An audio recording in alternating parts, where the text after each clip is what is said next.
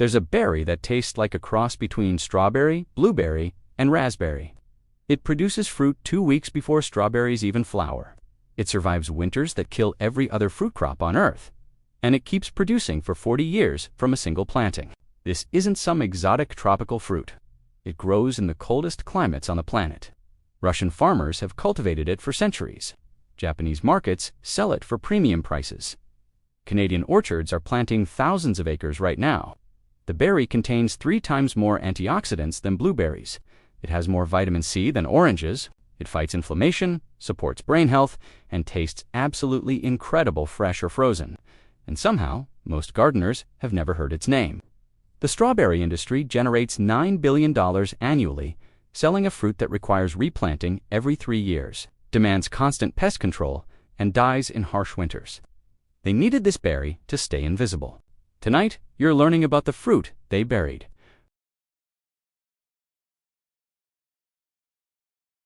They pray you never plant it.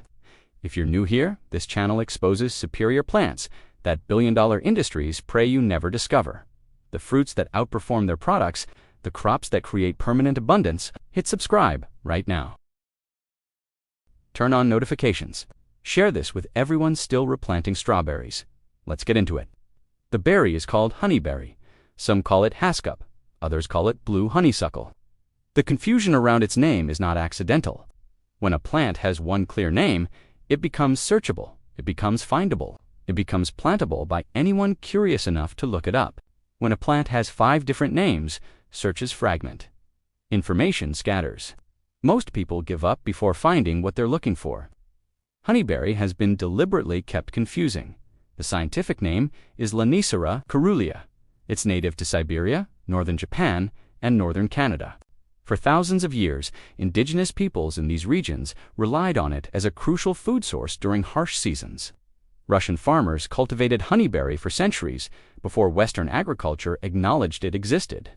They bred varieties for flavor, size, and productivity, while American and European gardeners had never seen the fruit. Japanese breeders developed honeyberry into a premium commercial crop.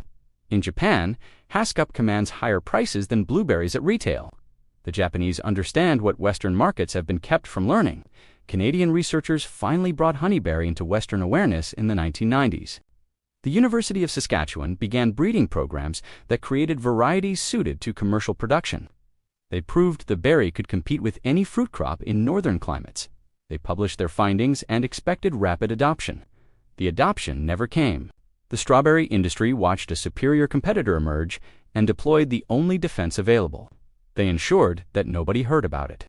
Strawberry plants produce well for 3 years. By year 4, yields decline. By year 5, disease pressure makes plants unproductive. Commercial growers replant every 2 to 3 years. Home gardeners replant almost as often. Honeyberry bushes produce for 30 to 40 years. A bush planted this spring will still be producing when your grandchildren are adults. The initial investment returns harvests across decades rather than seasons. The mathematics completely inverts the strawberry model. Consider what this means for a home gardener. Strawberries require purchasing new plants every 3 years.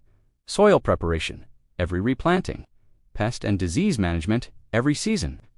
The ongoing costs accumulate year after year. Honeyberry requires one purchase, one planting, one establishment period. Then decades of harvest with minimal intervention. The commercial implications terrified the berry industry. Nurseries selling strawberry plants depend on repeat customers. When plants die every 3 years, customers return every 3 years. Revenue is predictable and ongoing. Honeyberry creates one-time customers. Sell someone 10 honeyberry bushes, and they never buy berry plants again. Their children inherit productive bushes. The nursery relationship ends with a single transaction. This is precisely why major nurseries don't prominently stock honeyberry. The plant is too permanent. It threatens the repeat purchase model that berry crop sales depend on. You are kept buying strawberries specifically because they die. Strawberries suffer damage when temperatures drop below 20 degrees Fahrenheit. Hard freezes kill plants entirely. Northern gardeners lose strawberry plantings regularly to unexpected cold snaps. Honeyberry survives minus 40 degrees Fahrenheit. This isn't a typo. Negative 40 degrees. The temperature where Fahrenheit and Celsius scales meet. the kind of cold that kills virtually every other fruit crop humans grow. The Siberian origins explain this tolerance. Honeyberry evolved in one of the harshest climates on Earth. Winters lasting 8 months, temperatures dropping beyond what thermometers in temperate regions ever display. Only plants capable of surviving genuine cold persisted. But honeyberry doesn't just survive cold, it requires it. The bushes need 800 to 1200 chill hours below 45 degrees Fahrenheit to produce fruit properly. Warm winter climates actually prevent honeyberry from thriving. The plant is specifically adapted to conditions that kill competitors. This adaptation offers northern gardeners something revolutionary. Regions where fruit growing seems impossible become productive with honeyberry. Alaska grows honeyberries commercially. Northern Canadian provinces harvest significant crops. Scandinavian countries are developing honeyberry industries. The coldest parts of the world finally have a fruit crop that thrives rather than merely survives. Southern gardeners dominated fruit production for generations because their climate allowed it. Honeyberry inverts this advantage. The colder your climate, the better honeyberry performs. The strawberry industry, concentrated in warm regions, couldn't allow a cold climate competitor to gain awareness. Northern gardeners might stop buying shipped strawberries if they could grow superior berries themselves.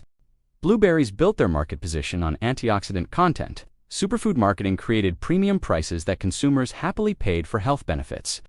Honeyberry contains 3 times more antioxidants than blueberries. The specific antioxidants include anthocyanins, phenolic acids, and flavonoids in concentrations that laboratory analysis confirms exceed blueberries dramatically. The same health claims that justify blueberry prices apply 3 times over to honeyberry. Vitamin C content exceeds oranges. The berry that survives Siberian winters provides vitamin C levels that tropical citrus can't match. Northern populations who couldn't access citrus historically relied on honeyberry for the same nutritional function. The anthocyanin profile is particularly valuable. Honeyberry anthocyanins include cyanodenth glucoside, the specific compound most strongly linked to anti-inflammatory effects, cognitive protection, and cardiovascular benefits. Blueberries contain this compound. Honeyberry contains far more. Japanese research has been studying honeyberry health effects for decades. Studies document effects on blood pressure, blood sugar regulation, eye health, and liver function. The berry has been used medicinally in Japan and Russia long before Western nutrition science discovered antioxidants existed. The superfood marketing industry built blueberry prices on health claims. Honeyberry makes those claims look modest by comparison. If consumers understood that a hardier, longer-producing, better-tasting berry provided triple the antioxidants, blueberry premium pricing would collapse. The industry needed honeyberry's nutritional superiority to stay unknown. Laboratory data threatening their marketing claims had to remain Every health-conscious consumer who learns about honeyberry is a blueberry customer potentially lost. Strawberries harvest in late spring to early summer, depending on location. Gardeners wait through winter, wait through spring, then finally pick fruit when the season allows. Honeyberry harvests 2 to 3 weeks before strawberries. The bushes flower earlier than any other fruit crop. They set fruit while other berries are still developing flowers. They deliver ripe fruit when gardeners are desperate for anything fresh from the garden. This timing has profound practical value. The hungry gap of late spring is when stored food runs low and gardens have produced yet. Traditional homesteaders struggled through these weeks with dwindling supplies. Honeyberry fills the hungry gap perfectly. Ripe fruit arrives exactly when nothing else is available. The harvest bridges the period between winter storage and summer abundance. For food self-sufficiency, this timing is invaluable. The early flowering creates another advantage. When honeyberry blooms, few other plants compete for pollinator attention. Bees and other pollinators visit honeyberry flowers because little else is available. Pollination rates are excellent despite the early season. Late frosts can damage many fruit crops. Flowers are vulnerable. A freeze after bloom destroys potential harvests across orchards and gardens. Fruit growers monitor weather anxiously every spring, hoping frost holds off until flowers set fruit. Honeyberry flowers tolerate temperatures down to 20 degrees Fahrenheit. The cold tolerance extends to the blooms themselves. Frosts that devastate apple, peach, and strawberry flowers leave honeyberry flowers undamaged. Crop failures that affect entire regions don't affect honeyberry. For reliability alone, honeyberry outperforms every other fruit option available to northern gardeners. People expect unusual fruits to taste strange. Unfamiliar appearance suggests unfamiliar flavor. The assumption keeps many gardeners from trying new crops. Honeyberry tastes immediately familiar and delicious. The flavor profile combines elements of strawberry, blueberry, and raspberry with hints of black currant. It's simultaneously unique and accessible. People tasting it for the first time typically reach for more immediately. The texture resembles blueberry, soft skin, tender flesh, no seeds to navigate. The eating experience is simple and pleasant. Children love honeyberries because they're easy to eat and genuinely sweet. Sugar content varies by variety, but reaches levels comparable to table grapes. The natural sweetness makes honeyberries excellent for fresh eating without added sugar. Unlike tart berries that require sweetening, honeyberries can be enjoyed directly from the bush. Processing quality is exceptional. Honeyberries freeze perfectly. They maintain texture and flavor after thawing better than strawberries. The processing characteristics suit home preservation and commercial products equally well. Jam and preserves from honeyberry develop deep, complex flavors. The high pectin content means less added pectin is required for proper setting. The color is stunning purple that makes finished products visually appealing. Wine and juice from honeyberry rival grape products. Japanese and Russian producers have made honeyberry wine for generations. The flavor profile creates beverages that compete with established wine grape varieties. Every product that strawberries make, honeyberry makes as well or better. The flavor isn't the limitation. Only awareness limits honeyberry adoption. Strawberries suffer from a devastating list of problems: verticillium, wilt, botrytis, fruit rot, powdery mildew, spider mites, root weevils, slugs, birds. The pest and disease pressure on strawberry crops requires constant management. Commercial strawberry production depends heavily on chemical intervention. Fungicides, insecticides, and fumigants are standard practice. The Dirty Dozen list of pesticide-contaminated produce consistently features strawberries near the top. Honeyberry has virtually no significant pest or disease problems. The short list of potential issues includes occasional aphids and some bird pressure. Both are minor compared to the extensive problems affecting strawberries. This resistance reflects evolutionary history. Honeyberry evolved in environments too harsh for most pest species. The insects and diseases that plague temperate fruit crops don't exist in Siberian conditions. The plant developed without these pressures and remains largely immune to them. For organic growers, this changes everything. Organic strawberry production is notoriously difficult. Disease pressure without chemical control reduces yields dramatically. Many organic growers simply avoid strawberries because the challenges overwhelm the returns. Organic honeyberry production is almost effortless. No spraying, no disease monitoring, no pest management programs. The bushes produce clean fruit without intervention. Organic certification requires only documentation rather than active pest control.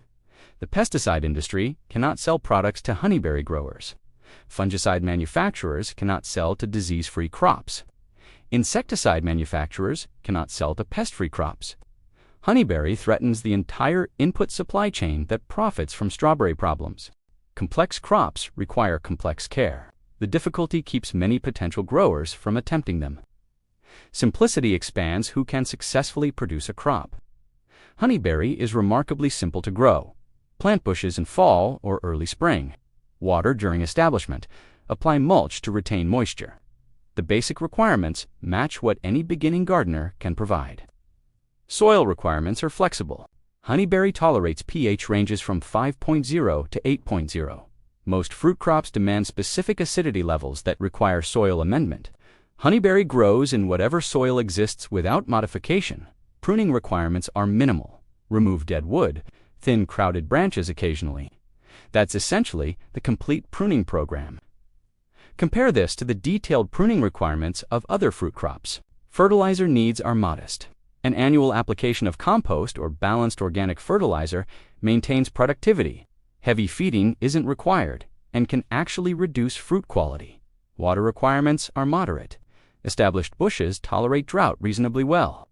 Supplemental irrigation during dry periods improves yields, but isn't strictly necessary in most climates. The low-maintenance nature suits modern lifestyles perfectly. Gardeners with limited time can grow honeyberry successfully. Busy families can plant bushes and harvest fruit without constant attention. The crop fits schedules that other fruits don't accommodate.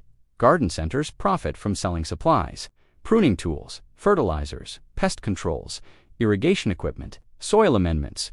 Every product represents revenue. Honeyberry customers need almost none of these products. The simple growing requirements mean simple supply purchases.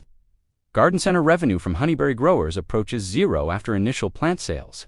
Honeyberry has one growing requirement that the industry amplifies to discourage planting. The bushes require cross-pollination from a different variety to set fruit. A single honeyberry bush won't produce berries. Two different varieties planted within bee-flying distance must both flower simultaneously. The pollen from one variety must reach the flowers of another. Without this cross-pollination, no fruit develops. The industry presents this as a major obstacle. You need to buy multiple plants. You need to research variety, compatibility. The requirements are complicated. The messaging implies difficulty that discourages casual interest. Here's what they don't explain. Apples require cross-pollination. Pears require cross-pollination. Sweet cherries require cross-pollination. Most tree fruits have identical requirements that nobody presents as obstacles. 2 honeyberry bushes occupy less space than 1 apple tree. The pollination requirement means planting 2 bushes instead of 1. The total space required is still minimal. The complication amounts to an extra 5 minutes of planting. Variety selection is straightforward. Breeders have clearly documented which varieties pollinate. Nurseries selling honeyberry provide compatibility information. A 5-minute internet search resolves any confusion. Modern varieties are often sold in pollination pairs. Nurseries package compatible varieties together precisely because they know customers need both. The purchase process isn't more complicated than buying any other plant. The pollination requirement is real but trivial. The industry exaggerates it because they need some objection to raise against honeyberry. In reality, the requirement is identical to requirements for fruits that millions of gardeners successfully grow. The secret is already spreading. Canadian honeyberry acreage has increased dramatically over the past decade. University breeding programs are releasing new varieties with improved characteristics. Commercial growers are recognizing the opportunity that home gardeners are still being kept from seeing.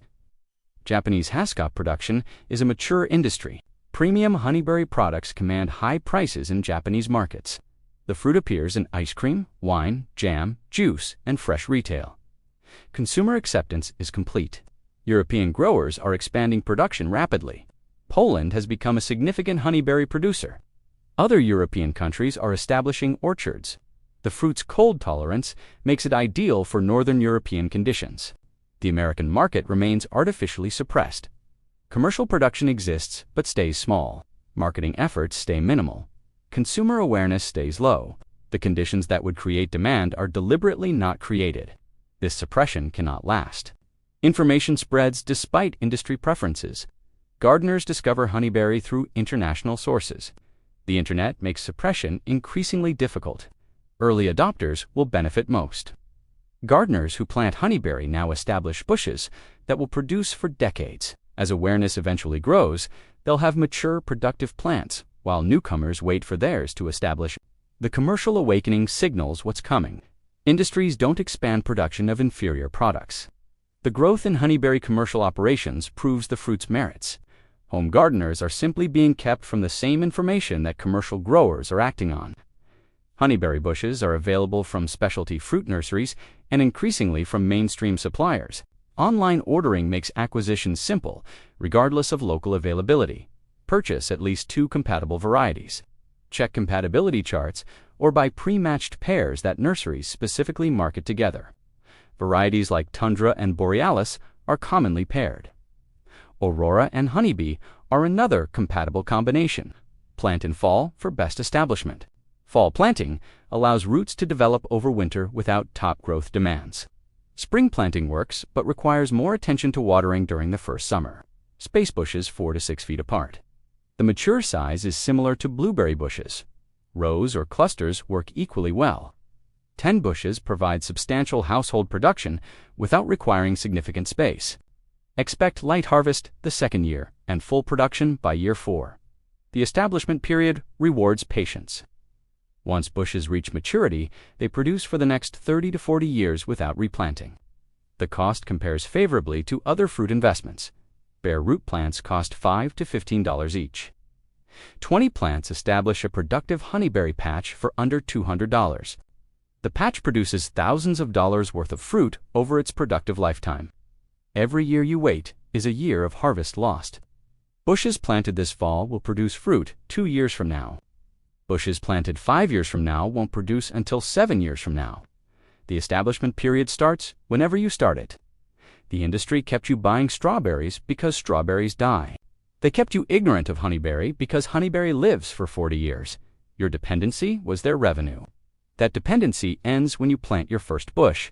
This wasn't some experimental novelty or unproven curiosity.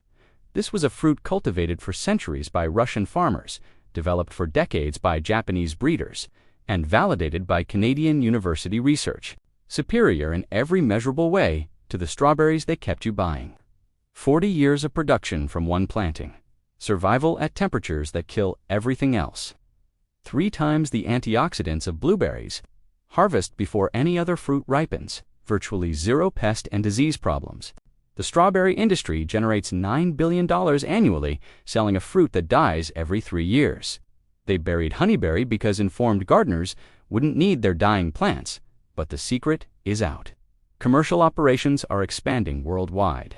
University breeding programs are releasing improved varieties. The suppression is failing as information spreads. You can keep replanting strawberries that die. You can keep buying fruit that requires constant replacement. You can keep feeding an industry that profits from your dependency. Or you can plant honeyberry this season, harvest it for the next 40 years. Pass productive bushes to your grandchildren.